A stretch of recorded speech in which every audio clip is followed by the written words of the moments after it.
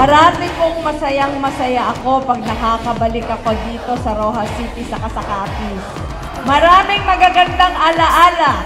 Yung pinakauna ko pong bisita dito nung kumakandidato ako bilang pangalawang Pangulo, yun po yung dahilan kung bakit po kahit napakahirap nung laban ko nung 2016, mag-isa po akong babae sa 6 na kandidatong lalaki.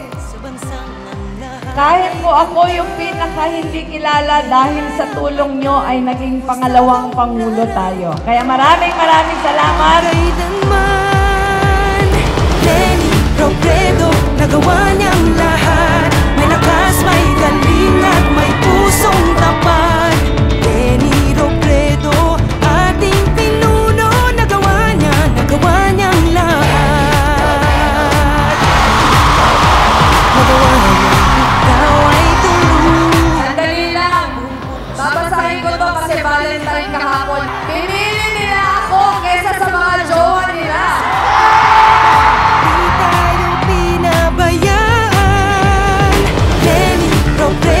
Nagawa niyang lahat. May lakas, may galing at may pusong tapat.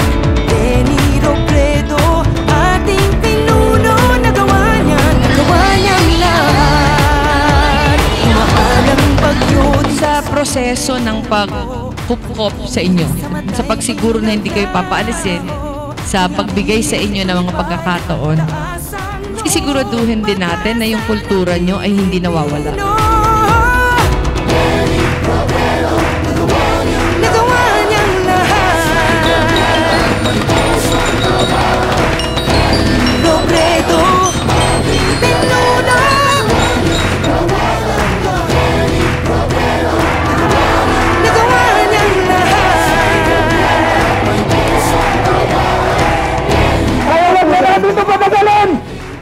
Tawagin na po natin ang susunod na presidente ng Republika ng Pilipinas, Vice President Leni Robredo!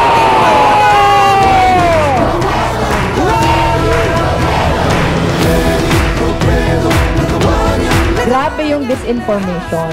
Ayaw po natin, kaya po pagtulong-tulungan natin, kasi ayaw po natin na dadating yung eleksyon na ang basehan ng pagdidesisyon ng tao, false information.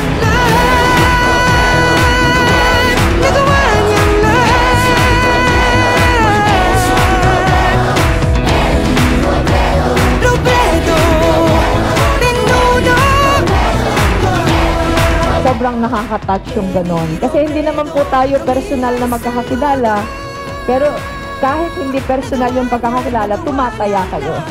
Kaya maraming salamat.